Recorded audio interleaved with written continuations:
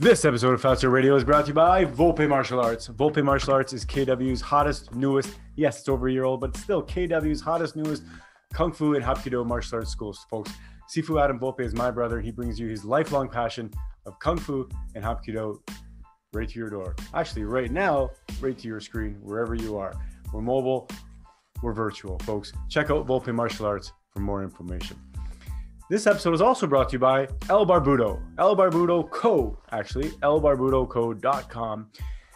Tonight's guest, Mario Rivas. This is Mario's company, Barbudo. Check it out. Beard products, folks. Beard oils, beard balms, beard butter. Check it out. Barbudo. That's ELBARBUDOCO.com. Barbudo Co. Check it out, folks. We talk about everything. Mario, it's Mario's second time back, maybe his third time, I gotta check, but second time back at least. Checking in with him. It's been about 8 months or 9 months since the last time I talked to him. We get deep, we talk real, just like always. Mario's a great guy, talks right from his heart. We talk about COVID, we talk about mental health, we talk about just talking about the village. We talk about everything, folks. Check it out, put your hands together. Don't forget to check out LBarbudoCo.com. And when you do, don't forget to use the code word try it. Check it out. Save yourself 15%, I believe. LBarbudoCo.com. All right, Lily, time for you to take it away, sweetheart. Thanks, folks. Have a great night. Episode number 104. I love you all. Fatso, the really good podcast show. Fatso, our very first podcast show.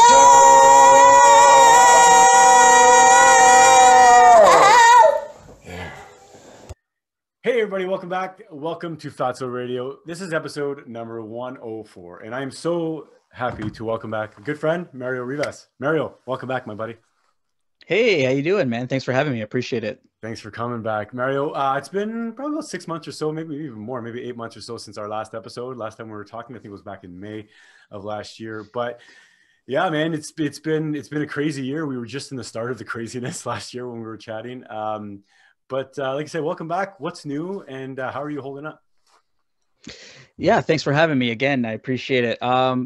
Same old, like what can you do when you're in a pandemic and you're stuck at home, working from home, living at home. So it's basically, from the bed to the desk, then the desk to the bed, it's not bad. You got to cope with it. I mean, at the beginning, it was really hard because you didn't know much about the virus. And I really struggled with it. I think a combination of everything, right? I already suffer from depression and anxiety, so the pandemic was just on another level. And then we're dealing with the PTSD of my daughter's surgeries, so it just all of that into one ball. I was not doing well mentally. Every little, like, even just your normal heartbeat, you're thinking, holy fuck, am I gonna from a heart attack or that sort of thing. And sorry, I don't know if you allow swearing. Oh yeah, no, just swore. We're all about the truth, buddy. No, like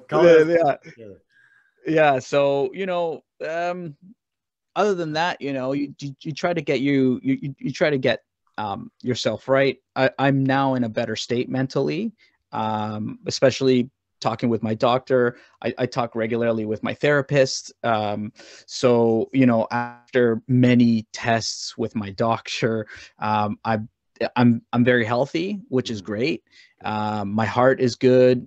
So that just sort of dies down your mental state a little bit. You still have it from time to time, but what I've been doing is keeping busy, working hard on my normal job, and then working on my side hustle, and then doing gaming and working out. You don't know how much working out, being physically active, does for your mental health, so I've been doing a lot of that. Every morning, get up at 6:30, go downstairs, hit the weights. And I've been fortunate enough that I do have some weights as well, because they are expensive now. So yeah, try to keep busy. Good. That's all you could do.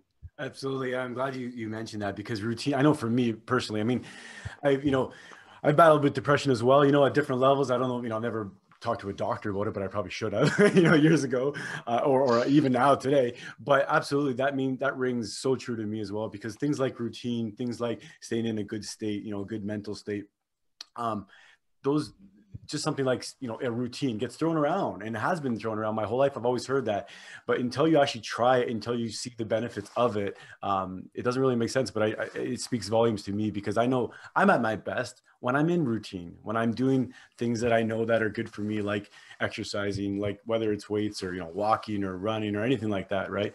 So I like that. And in the connection between the physical and the mental. I mean, let's talk about that. So what do you get from exercising? I mean, you're not, don't get me wrong, but you're not going to be a swimsuit model, right? What's the benefit? Because I want to hear about it. So, no, like for me, like, yeah, like, I mean, there's so many benefits. For me personally, it's not like I'm looking at these, models and like who are like rough and cut. Like, I mean, you have some sort of admiration, no doubt. And that can still be a goal.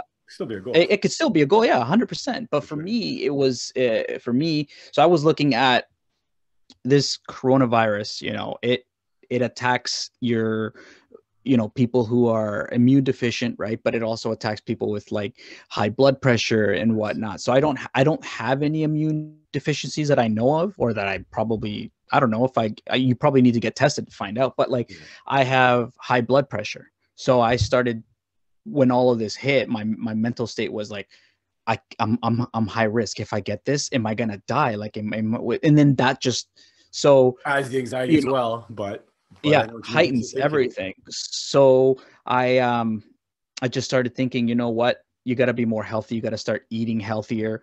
So not only did I start eating healthier, I started working out. And so because of those things, my doctor said, if you start eating healthier and you start working out, your blood pressure will just gradually go down. Now, what he's saying is that I don't have like high blood pressure. It's like borderline to high to normal. So he's like, we can get it lowered, but it has to come out of you. Like, you have to do it. I can tell you what things you need to do and give you advice, but it has to come out of you. So I really took that to heart. And what it does for me physically is, dude, there's mornings where I don't want to get up.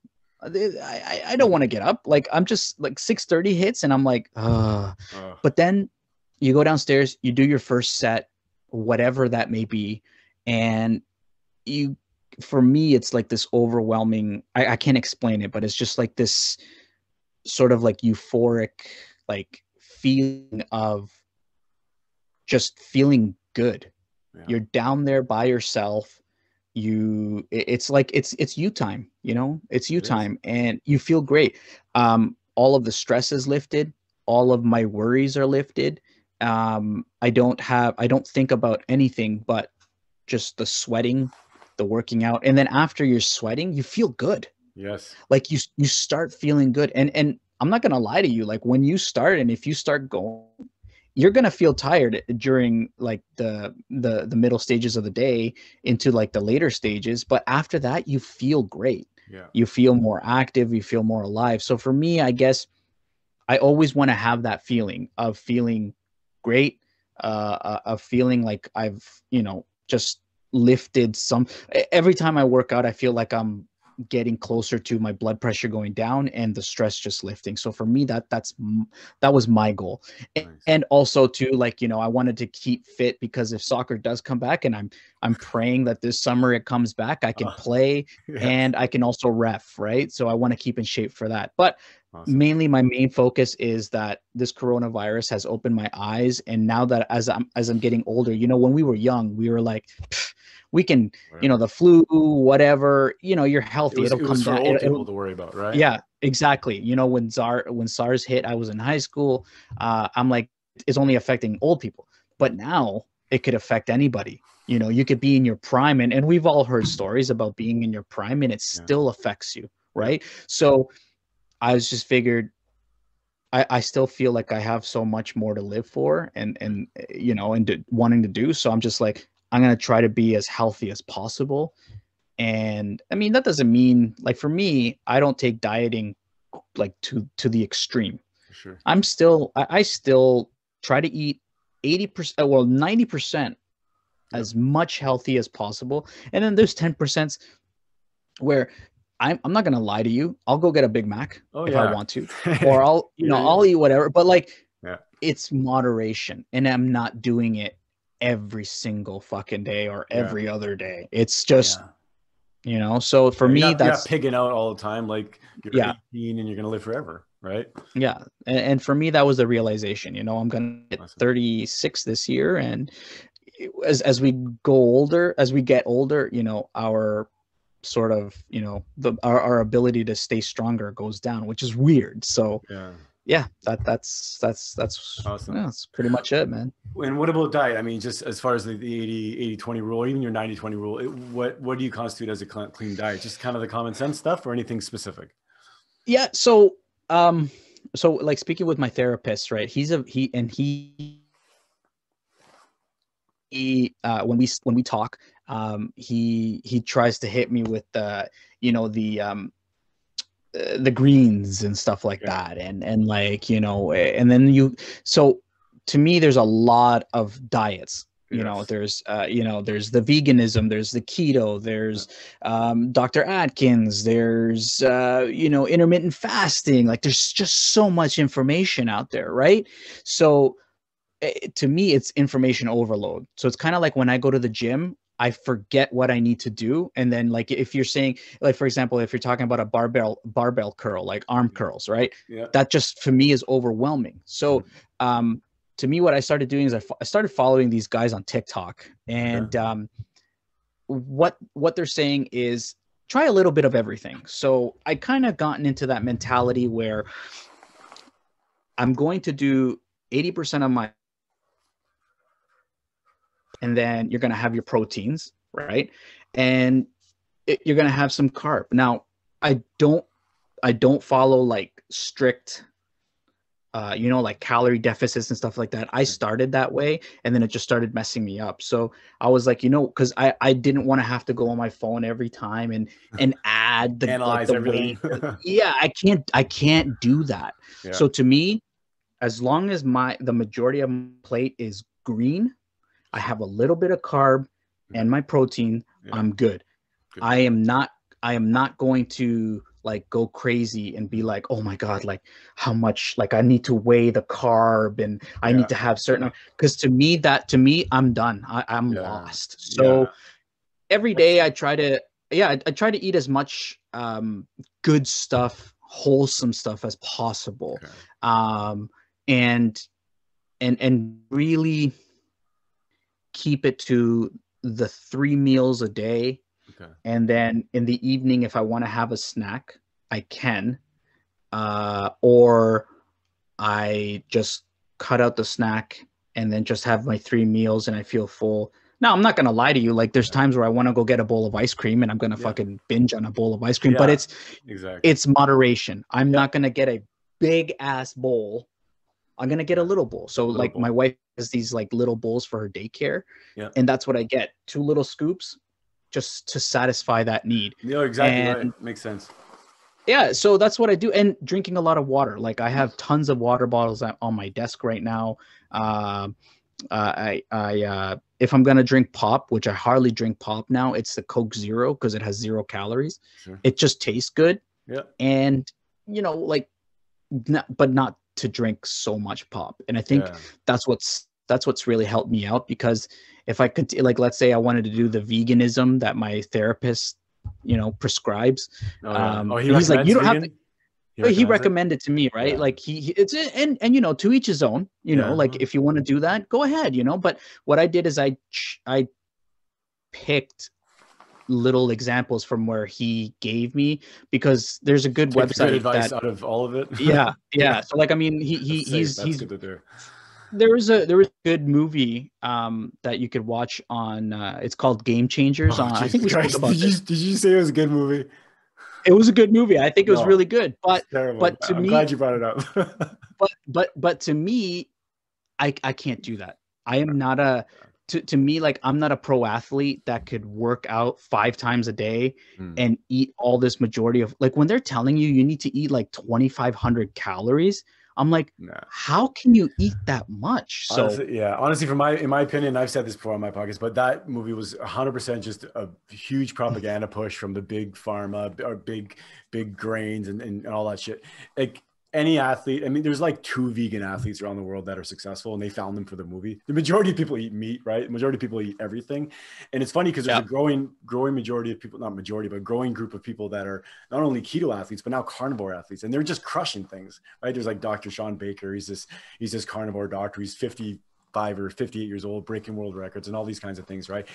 I'm 42 years old. I have more energy than when I was 18. You know what I mean? Like, and I eat just meat. But it's funny because on one hand, I'm just not to be argumentative, but on one hand, the doctor will say, well, you know, this is what I suggest, right? And he suggests a vegan diet, but where is his basis? Like, we don't really challenge a lot of that stuff because it's in our nature to say, well, he's a doctor, I guess he knows what he's talking about. So, but at the same time, you have enough common sense to only listen to what you think is right from him. So, you know what I mean? So at the same time, one can say, well, it's, you know, just take your own best judgment and eat a healthy diet. That's okay. But my question is, why is he suggesting a vegan diet when I don't think it's healthy for anybody? Well, like, I mean, you know what, you get into the science of it, right? And I mean, that's not to say that I chose a veganism diet because I just, like I said, I can't do that. But like, I'm saying, you rejected it innately. It's funny. Oh, 100%. But the thing is, to me, because I love meat too much, right? Yeah. But to me, I think there's something in our DNA about that, though.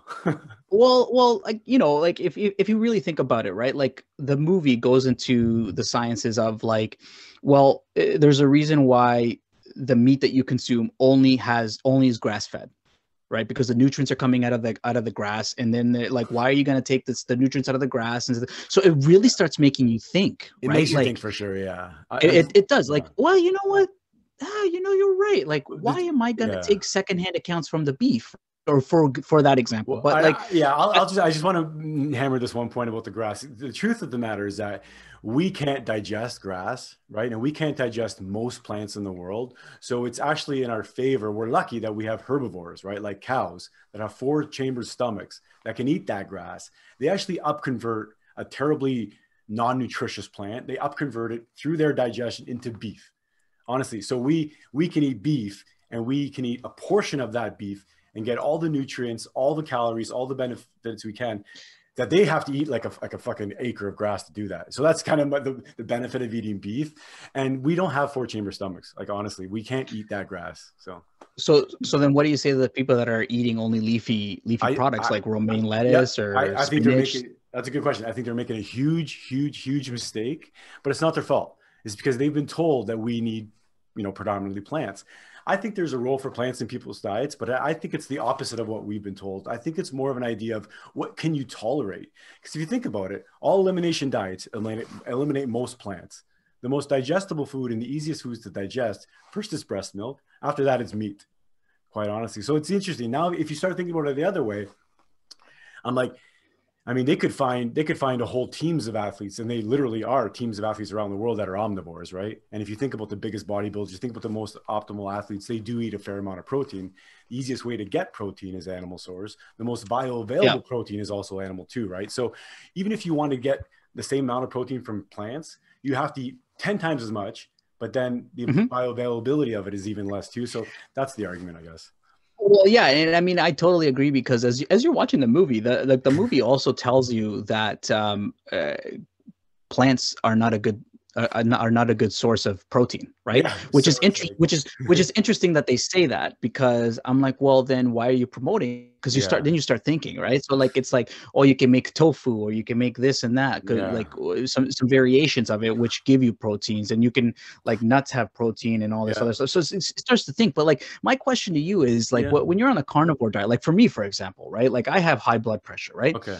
So like, you've always been told red meat. Avoid red meat for high blood pressure. So like, I'm curious, like, how is your blood pressure when you're eating the red meats? Like, good. I'm glad you asked, because I don't get asked that often. But you're right. The conventional wisdom, right, is not only does meat bad for your blood pressure, but it's high in cholesterol and fat, which raises your cholesterol, which raises your blood pressure as well. That's the assumption, right? So my blood pressure is really good. It's bang on. My cholesterol is bang on. The truth of the matter is that what's really hard on your blood pressure is insulin resistance and what borderline diabetes. So the more insulin you have in your system and the more carbohydrates you have in your system, it's harder on your kidneys, right? Your kidneys regulate your blood pressure, completely regulate your blood pressure, your kidneys. So your kidney health will determine your blood pressure, right? So things like removing carbohydrates are better for your kidneys. That'll actually lower your blood pressure. Exercise as well. So a bunch of things you can do, right? Exercise will lower your blood pressure. The interesting fact about kidneys and even blood pressure, but also things like your blood sugar and even cholesterol, is that it's not sodium that's a problem. It's actually sugar that's the problem. So there's a very small percentage of people that get hypertension, right? High blood pressure from sodium. It's actually a very, very small percentage of people where glucose actually will raise your blood pressure a lot more than sodium does. So, and in an interesting twist that I just eat meat basically now, right? The odd time, like you, I have a 90-10 diet or 99-1 diet, whatever you want to call it. But I just eat meat for the most part. And my blood pressure is great. My cholesterol is great. And I actually have to add salt to almost everything I eat because I'm not retaining that water.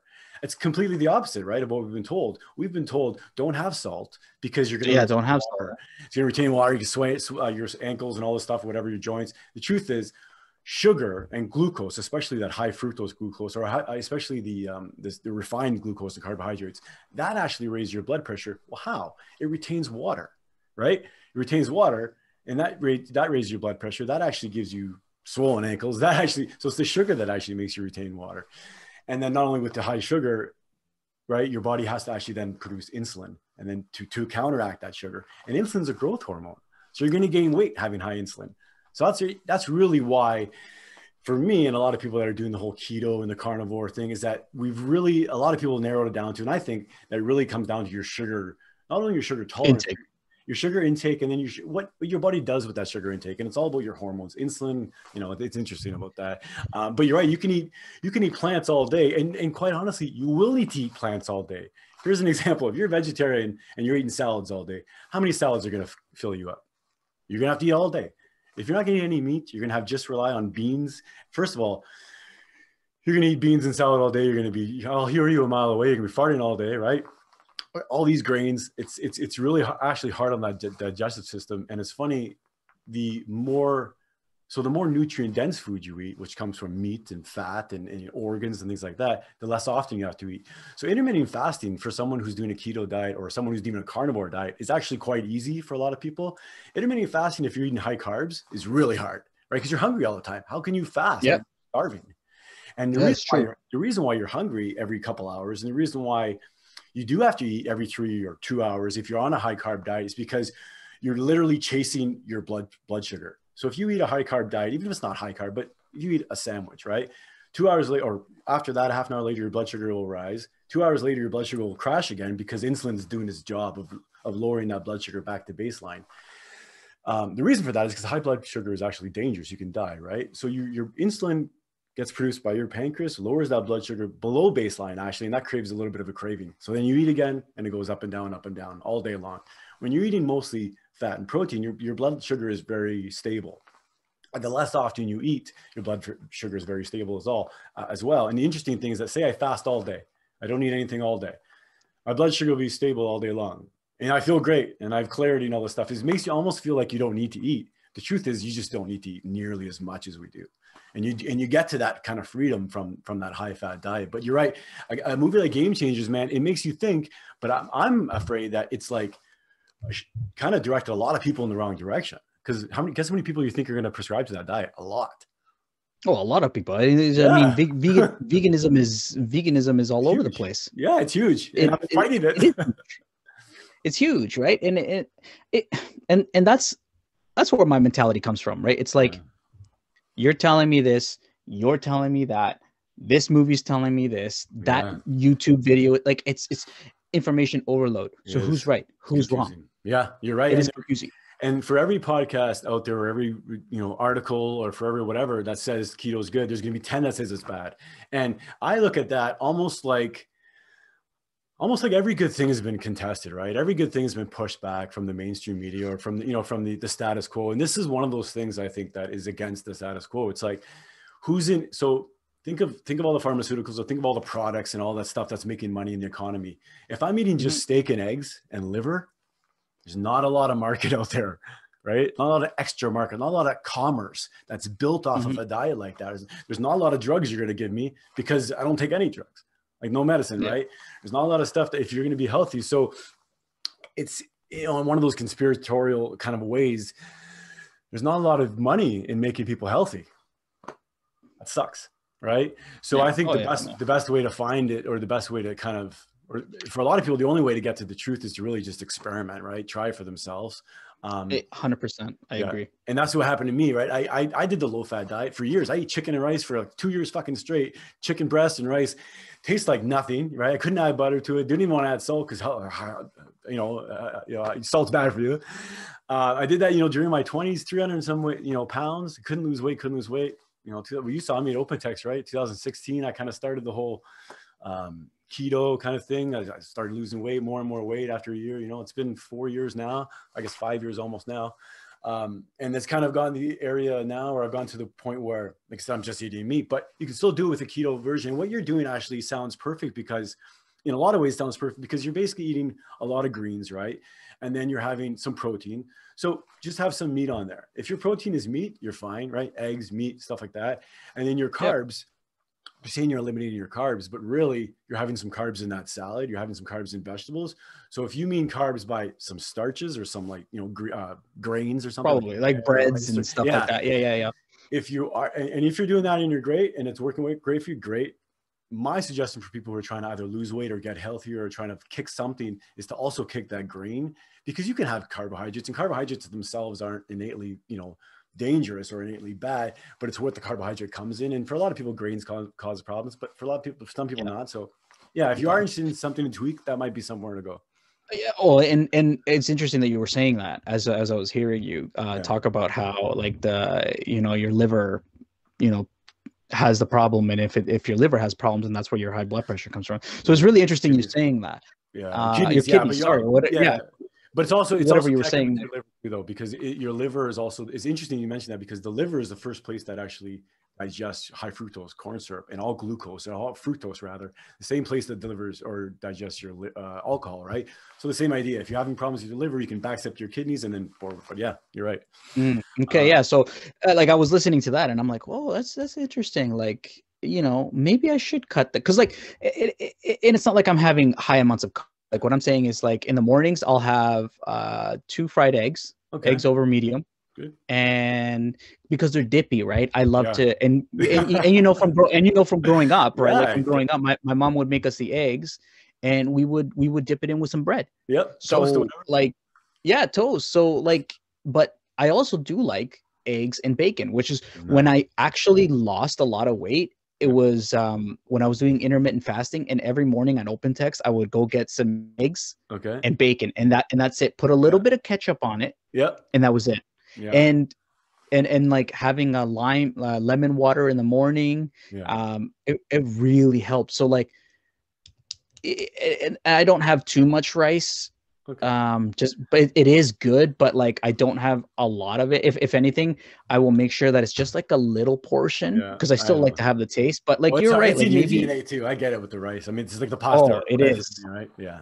Oh man, you're right. Maybe I'm gonna try that out. Well, if it helps at all, I remember when I was at OpenText, for a couple of years, I was going there having breakfast. I started at 2 eggs. I went to 3 eggs, 4 eggs. You can even ask your brother and some of those guys. They probably think I was crazy. I went to 6 and 7 eggs in the morning, right?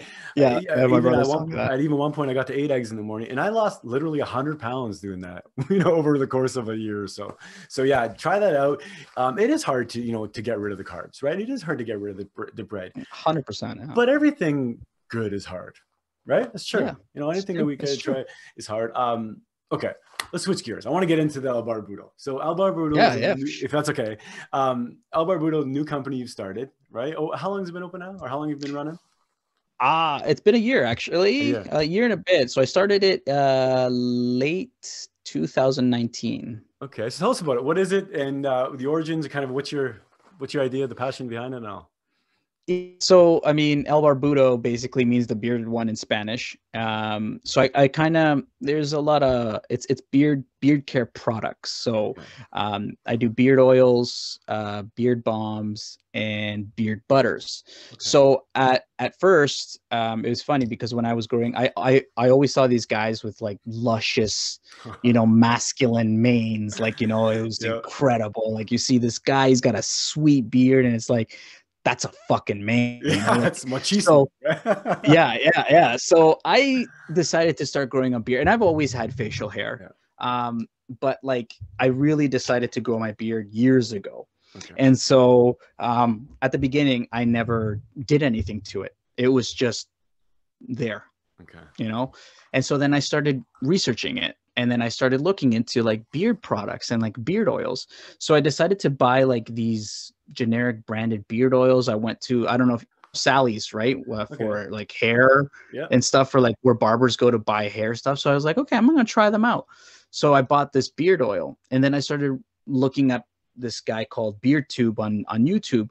And he was telling you how like you got to make sure to look into the ingredients because a lot of it is chemical. So then I looked at this beard oil, and I'm like, holy shit, it's like nothing but chemical. So it was like damaging my skin and my beard. So then I really started to do some research on it. And then I started researching companies that had good ingredients. Okay. And so as you can see, there's a guest now, my wife coming in here feeding a guinea pig. Hi. So I started researching that, and I started seeing that a lot of these ingredients that were in the beard oils was like natural organic oils that are good for your skin. Okay. So like a lot of the body butters that you see now that women use have like jojoba oil, sweet almond oil, those sort of things. So they're products that help your beard. Okay. Not just your beard, but your skin. Right. So they're good. Actually good for you. Oh yeah. So a lot of like, like if you get tattoos, they give you some tattoo butter or whatever. That's just like beard balm, beard butter. Okay. To put on there to repair the skin. Gotcha. So I really started researching, and I bought some natural organic ones from a guy in Toronto, support local. Yeah. So his stuff was really cool, and I'm like, how can I make these? And one thing led to another. I started buying all these things. Mainly, I just wanted to test it with oil first. Okay. So then I started making my own concoctions. I started asking my wife, like, what do you think of this smell? Because she didn't like those woodsy smells that I buy. So she So like I tried to experiment with ones that I thought smelled good. Yeah. So okay, you just kind of went through sampling and just went through sampling, and then I just started. I'm like, I wanted to be unique because there was nothing that everywhere it's like Zeus's beard or like Manly Woodsman or like the Mountaineer or something like that. But I'm like, but there's no like Hispanic. Yeah. Okay. Like a connection out there. Yeah. So I'm Hispanic, and it's kind of funny because everybody was telling me like Hispanics don't wear beards. Like you're basically screwing your brand right from the beginning, because if you're catering it to Hispanics, not a lot of you guys wear beards. And I'm like, I'm not catering it to Hispanics. I'm catering it to my roots. So El Barbudo was born. A lot of the name, well, all of the names are based off of countries in Latin America that are nicknames of them, so Tico, you call somebody a Tico, they're from Costa Rica. You call somebody a Guanaco, they're from El Salvador, where I'm from. So I really wanted to base that off of those. And it's not like I'm just wanting to cater to the Hispanic community. I wanted to branch myself and sort of be unique. I like that. You're showing your roots, right? That's that's where El Bardubo Co came from. So yeah, nice. It's been great. It's been great. And it's been a year now. So you said you have 5 distinct scents, I guess. Five. Yeah, okay. five distinct with an unscented one for the people that don't want any smell. Okay, so you have one. Let's go through them. Guanaco, Tico, Nico. Yeah, Nika. Yeah, Nika. So you have Cafetero, Chapin, Guanaco, Yeah, Yeah, perfect. Tico, Nico, Awesome. yeah, Nika. Yeah, that's it. Awesome. Just thinking if there's other ones. I mean, there's more scents coming out actually soon. So That's cool. yeah. Well, I'm gonna have definitely all the the links and everything to the show notes, and we'll I'm gonna definitely try them. Like I said, I was looking at the Wanaka the other day, and I want to try that out. It sounded like probably a good fit. To work on because I've actually wanted to ask you. You know, I was asking you earlier, like because it gets really dry, and especially in the winter, like that's when I grow a beard. But the more in the you winter, shower, dry, right? So yeah, we'll check that out. Now I want to ask you, what's the difference between a butter or a balm? Because the oil is pretty self-explanatory, right? It's more liquidy, but what's the difference between the butter or the balm? Yeah, so actually it's funny. It's good that you asked me because so the differences between all three. So the oil is not for your hair. It's actually for the skin. It's for the skin underneath. Good to know. Okay. So when you're putting on the oil, you're nourishing the skin. So whenever you're feeling itchy, so a lot of people they stop growing out their beards because they start getting itchy. Yeah. Right. They start scratching and I'm like, oh, it's so itchy. I'm just going to cut it off. A lot of people don't fight that stage. So what a beard oil does is because of the oils, the natural organic oils like jojoba oil and the sweet almond oils and grapeseed oil, those help. And the concoction that I made is specifically for nourishing the skin, helping repair skin, getting rid of the itchiness. So I thought of everything and so usually beard oils, you can have one carrier oil. So you can just have sweet almond oil, let's say. Sure. And people sell, and that's how people sell theirs, and they put a bunch of chemicals. Me, all I do is I do a blend of 5 to 6 carrier oils that nourish the skin. So the oil is for your skin to basically stop the itchiness, stop the dryness so you don't get dry, and it helps promote a healthy beard, like healthy hair growth. Good. The butter is an oil in butter form. So the butter is I would say maybe 75% for your beard, so for the beard hair, and for the skin. So the butter just helps it keep it nice and moist because the moisture is longer. So when butters are usually applied at night, because at night when you're sleeping, your hair tends to get dry. So when you wake up in the morning, it's not as soft or whatever. So a butter, you apply it at night, keeps it nice and moisturized. And then the balm has the beeswax in it. So the beeswax helps to hold and maintain, still has the nourishment of everything else. Okay. So more shaping. But it's more shaping. It's like a gel. I like that. I'm gonna try that. And yeah, and some people tell you that beeswax is not good for your hair and all this stuff, but like you'll hear a lot of that stuff. So you take it with a grain of salt. I've had my beard for so many years. I've had no issues with beard wax. Like I make my own. I don't put as much as some of the other ones, but it's still fine. Like other ones that even other people's products that I've tried, there's nothing wrong. It doesn't harm my skin. Like it doesn't really do much. The only issues that are definitely that have to come into play is if you're allergic to nuts. So like shea nut butter. So like in what I do is I use shea nut butter in the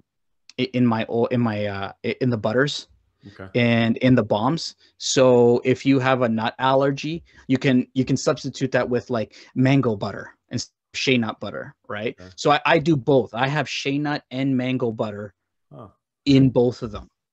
And then you add the oil. So if somebody would message me and say, hey man, I can't do the shea nut. Can you just have it with mango? So I'll just do it with mango butter because I don't want them to, the last thing I want is for somebody to come back at me and say your shit caused an allergic reaction. Yeah, so exactly. Well, you have an alternative product, so it's perfect. Yeah. Oh yeah. 100%. Yeah. Good. And that actually, pausing this question. So these are per order then? You make them per order, or do you have like, or how does it? Yeah. So a lot of, so the uniqueness of mine is because I'm a one-man show, right?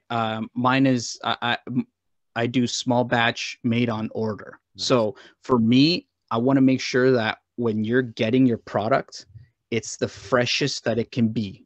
Nice. So I don't have anything on shelves collecting dust. So I don't have ready-made bombs, ready-made butters, ready-made oils just sitting on a shelf.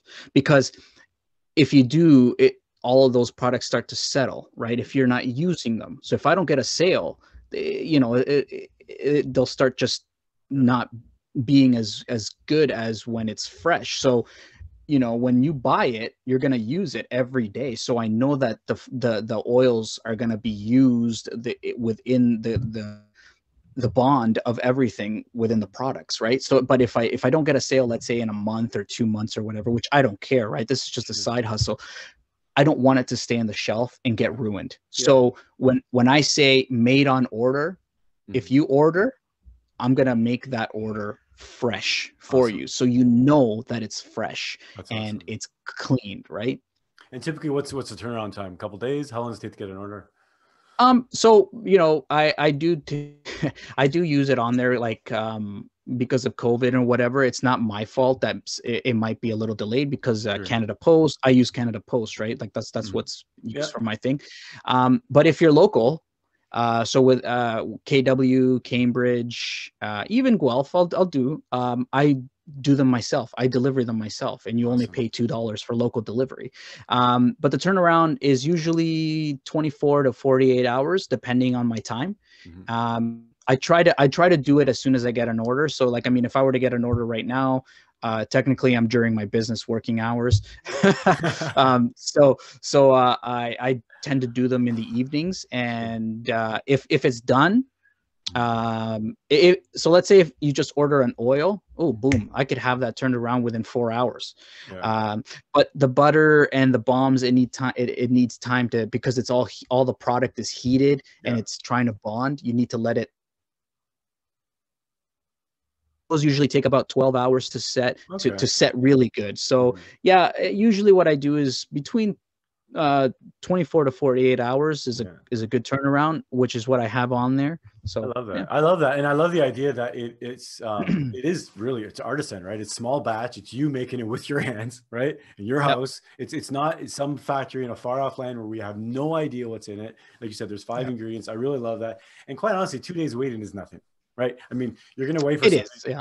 I didn't live without your product, so I can wait 2 days, right?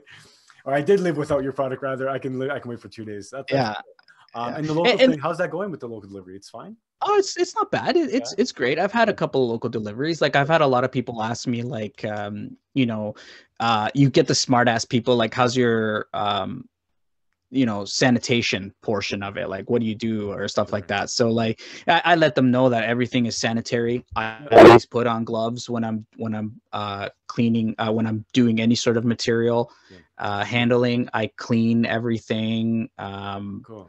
So I get those questions. I get the questions about the delivery. Can you, like, I got one guy like, hey man, I want to buy your products, but, like, I don't want to pay for shipping. Like, how do you do that? And I'm like, well, shipping, the shipping is based on the rates that I get from Shopify, which is the website that I'm using it because I work for them. But, like, so everything that you're going to pay for shipping is what I pay. I don't upsell the charges. So I told this guy, well, it's based on the rates that are given to me by the website in Canada Post. He's like, well, I don't want to pay for them. I'm like, well, are you local? If you're local, it's only $2. He didn't even want to pay $2 for local delivery. Yeah, and he was looking for sort of like a discount. And I was like, well, I'm like, the prices are standard on there. They're really competitive. And right now I have a code that's, if you put in try it, you get 15% off if you're not fully sold on it. So if you want to try the product, but you're not sure, hey, 15% on me, right? So, and he still didn't want to take it. So I'm like, you can't please everybody. Yeah, no, I get that for sure. I like the thing though. I like the small batch. I like the idea that it's coming from you, like you said, into the local area. And like you said, whether this grows to a multi-billion-dollar business or not, it doesn't matter, because well, I can't speak for you, but it sounds like it's a passion of yours, right? It's Yeah, and if I lose the passion, then I just like you know yeah, me. I've told you before. If I lose the passion for it, yeah, or it just becomes too much, I won't do it. But for me, when I get an order, man, I get excited yeah, because it's not that I am making money. It's the fact that I'm doing something that's so cool that I love. And honestly, dude, when I get an order and I'm doing it, I put on tunes. yeah, I sit there in my like little chemical lab downstairs and I'm having fun. yeah. All fun. All I know. fun because it's passion. And Exactly. once I lose that, then I'll lose the taste for doing this. So Yeah. until then, I'm having fun. That's That's all. awesome. That's awesome. And like Yeah. you said, if you make a buck here or there, perfect. It makes everybody happy. Yeah. Yeah. Awesome. It's not my main hustle, which is Yeah. great. You know, I No, have for sure. I'm thankful that I have a good job. And to me, this is fun. So Yeah. if Nice. you're gonna have fun and make a buck on the side, why not? I don't care if Absolutely. I haven't had a sale in like a couple weeks. Do I Yeah. care? No, Doesn't I matter. don't. Well, you're gonna get some sales So from this, so I definitely want to promote it. And so it's elbarbudoco.com, right? .com. Yeah, yeah, yeah, So yeah, ELBARBUDOCO.com. yeah. .com. And like I said, if you wanted to try it out and Yeah. you're not sure of it, just hit try it and you'll get 15% off. Awesome. Awesome. And yeah, maybe we can work something out where I can sponsor your podcast and give you a special code. That would be awesome. Well, like I said, I mean, I've had a beard for a long time. A lot of people near and dear to me have beards, and honestly, I mean, it's funny. My listeners, my viewers are both split half and half, right? Both male and female, half and half. But the males that do listen for the most part are really, a lot of them are my age, right? A lot of guys are interested in the same stuff that I'm interested in, or a lot of buddies of mine or family and all that Of course. stuff. But also just the local area is a great way to kind of promote local business, right? Because I'm all about the local business. You are as well. I know me and you've always talked about in the past I've always, thought I want to open up a little sausage stand or a little, making salamis or something out of my basement. So this is something definitely, which I like that because it's that entrepreneurial part, right? But like you said, if you're having fun on top of it, perfect. Exactly. 100%. Yeah. So let's talk about mental health again quickly, but I want to talk about specifically about the Bell talk thing that's going around. I wonder if you have any specific feelings about that. I think it's my first thing I want to say about it, I guess, is that I think it's good to get people talking. I wonder if there's something a little bit disingenuous about the whole Bell promoting it. I'm not saying it's disingenuous, but I fear that we're missing the point sometimes, but at least if people are talking, that's one thing that I think is good. So I don't know, what's your take on it? So, I mean, it's growing up in a time where mental health wasn't in the in like the spotlight, as I would say, because when I started with my depression, I was in high school. My parents didn't know how to diagnose it, or how to help me.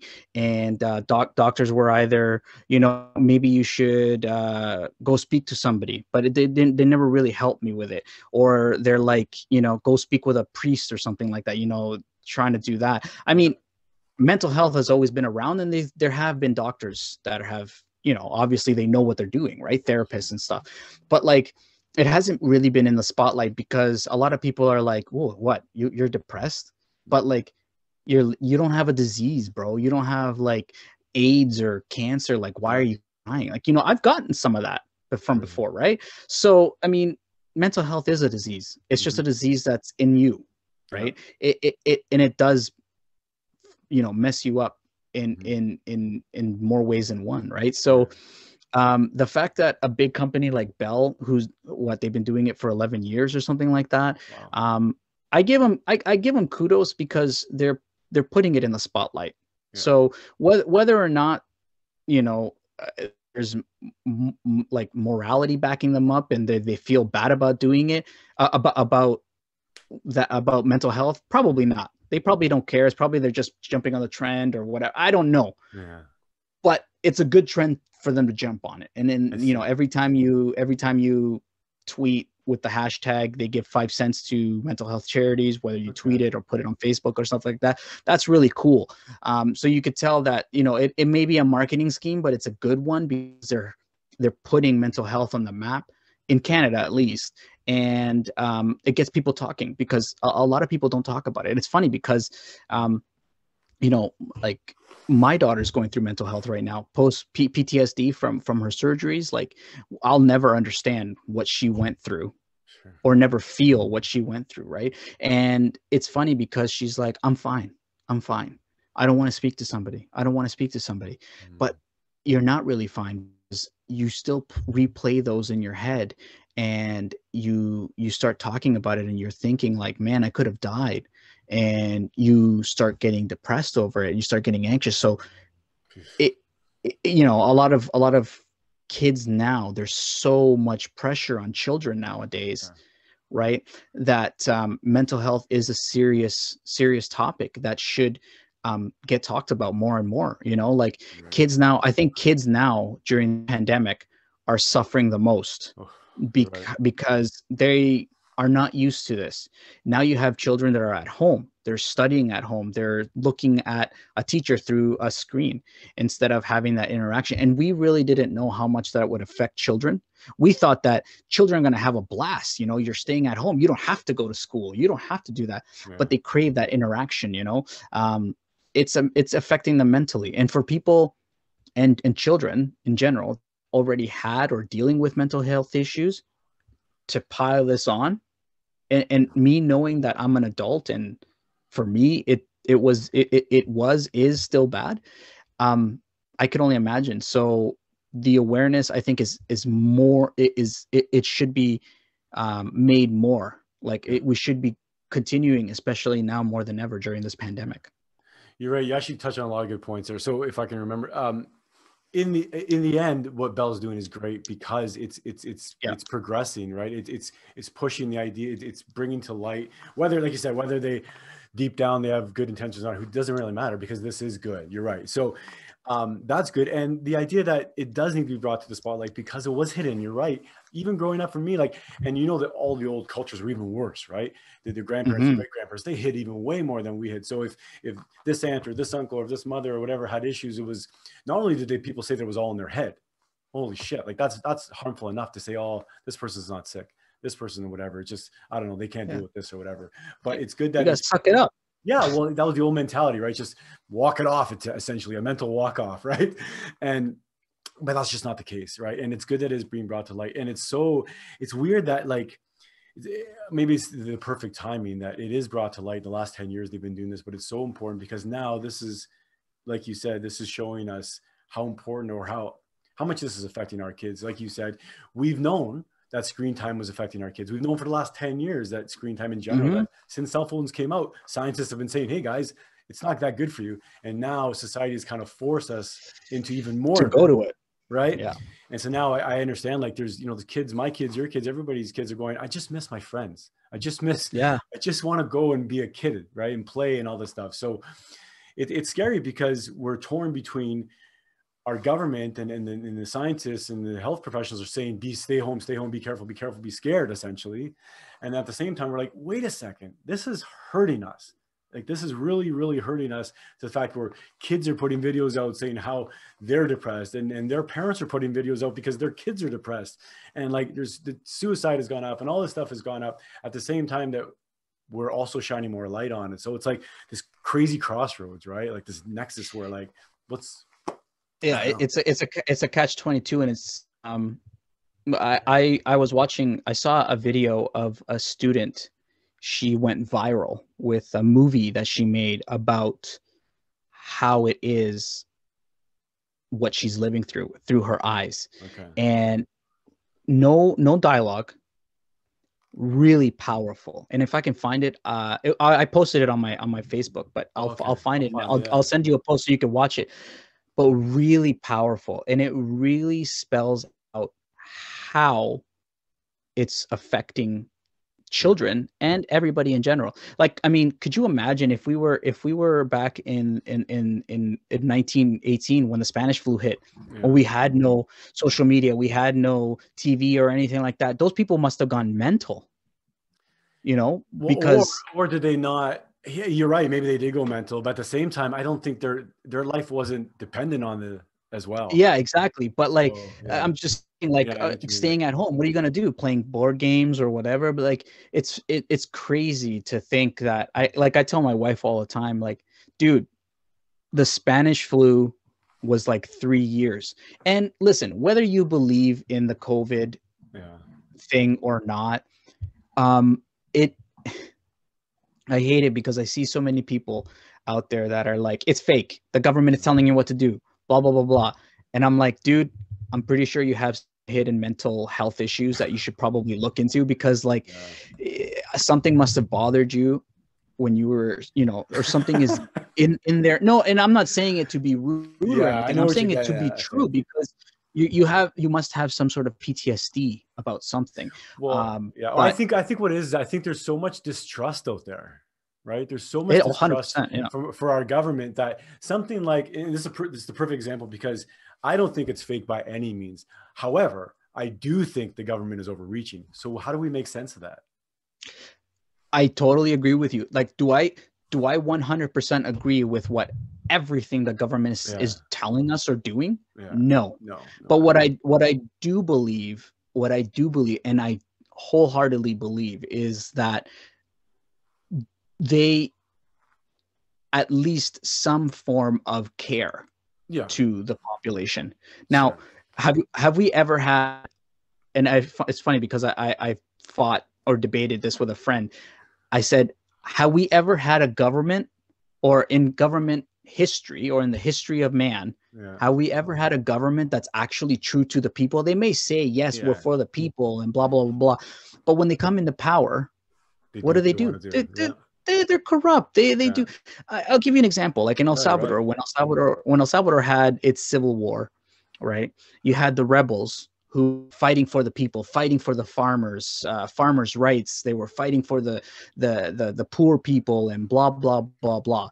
That's what they were fighting for. And they promoted it. And people clung to that. People from small towns who were poor, they clung to that. And they were fighting the military oppression of, the government and all this. When they became a legal, viable political party in El Salvador, they took power. They didn't care about the farmers, didn't care about the poor people. They just wanted to get into power and to have their own agenda. Every single government has their own agenda. So there is no good government. So you just got to take it with a grain of salt. And maybe, or the government, if you look at another way, the reason how the governments have been successful, or the reason why we've been successful as people, is because we've been keeping them in check. So maybe this is, because they technically work for us, right? We forget that they work for us. Yeah, we do. And we do.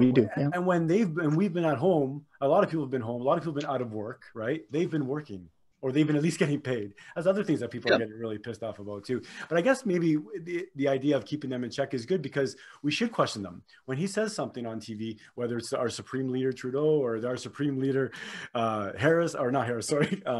Ford in Ontario, whatever it is, right? When I hear them talk, when I hear anybody talk, my bullshit detector is always on.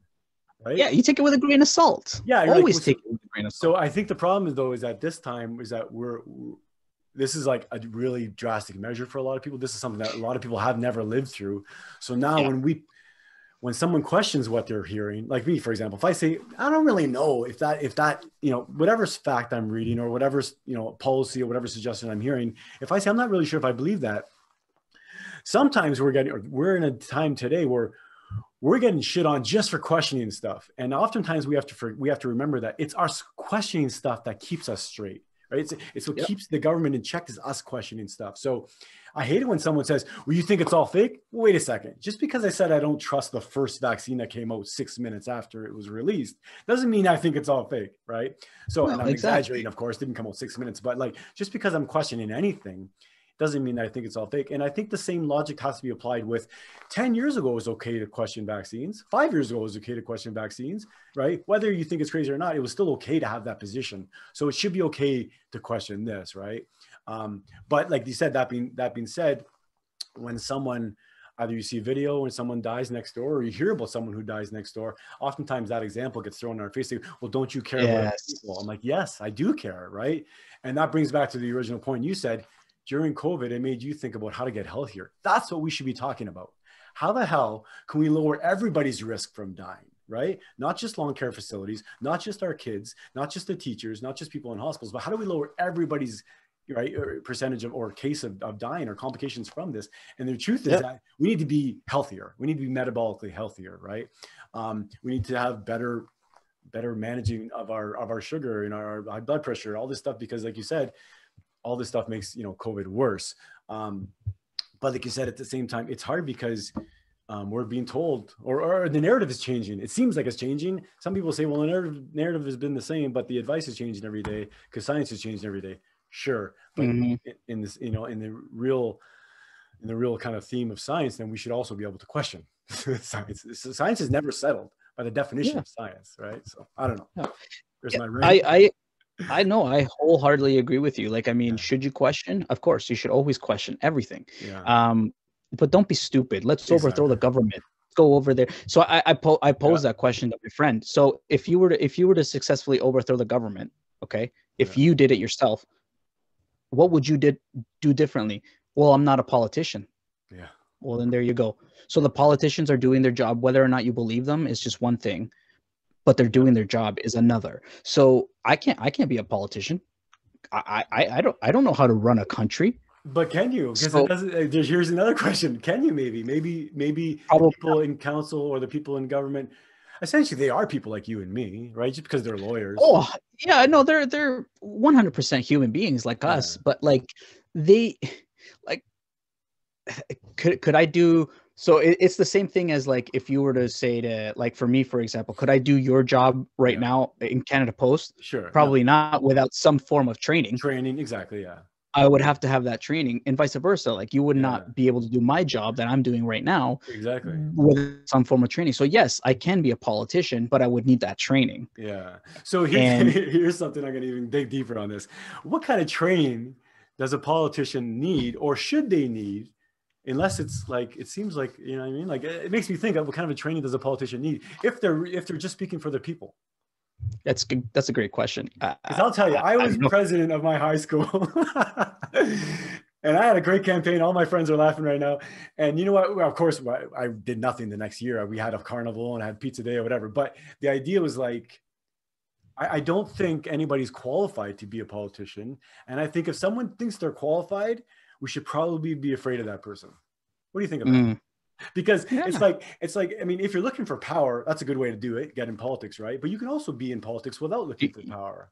Yeah, you have an agenda if you know what you're doing. That I agree. Yeah, and I think a good politician would, instead of retain that power or have that power, would redistribute that power, right? Because the power is in the people, right? So I don't know. Maybe that's just my soapbox kind of talk about. Maybe I'll run for politics. We'll see. Yeah, go for it. But Mario, I don't know. What else can we wrap up? What else can we say today to our guests? Thank you so much. Do you have anything you want to, I mean, any closing, I guess, remarks, or not closing remarks, but anything that you want to say about COVID as well, about anything? I mean, yeah, I don't know. Anything else to say about that? I mean, I think the only thing that we can end off with in a positive light is, you know, regardless of how you feel, don't have your feelings, don't keep your feelings inside. Talk to somebody.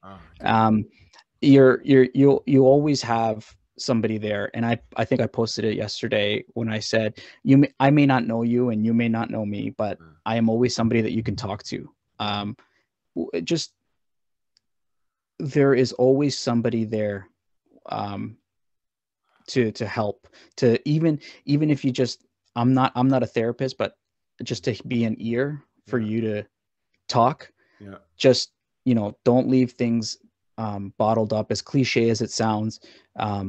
There's always somebody there. Know that, and know that you are worth every breath that you take, and that you have people that are there rooting for you, even though sometimes you may feel like it's not there. They're always there for you. So that's beautiful. Just, I want you to go and speak to somebody, because trust me, letting out your feelings is way better than just keeping them. So, you know, awesome. Well, go speak to somebody. That speaks volume. And you're 100% right, brother, because it's like, you know, we talk about, you know, it takes a village, and I can't wrap up yet because we have more to talk about. It talks about taking a village and, you know, to raise children, to raise a family, to be healthy. And it really does, right? We're always reminded. We're always reminded. And you said something as well that I love, is that it doesn't even matter if you know somebody or not. A complete stranger can help you. A complete stranger that knows nothing about you.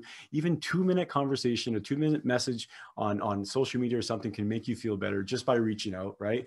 Yeah, you could change their whole day. Yeah, absolutely. And everybody's seen a podcast or heard a song or watched something that, like you said, that inspired them or brightened their day or reminded them that you said, we have more to live for. And I thank you for reminding us that we do have these wonderful lives. We're so grateful. We should be so grateful, right? Even during times of COVID, even during times of difficult times that don't, like you said, don't hold it inside. Remember that everybody has it. The thing, you remember when people used to think, oh, this person has a mental health issue or this person deals with mental health. Everybody deals with mental health. It's not whether they have a mental health issue.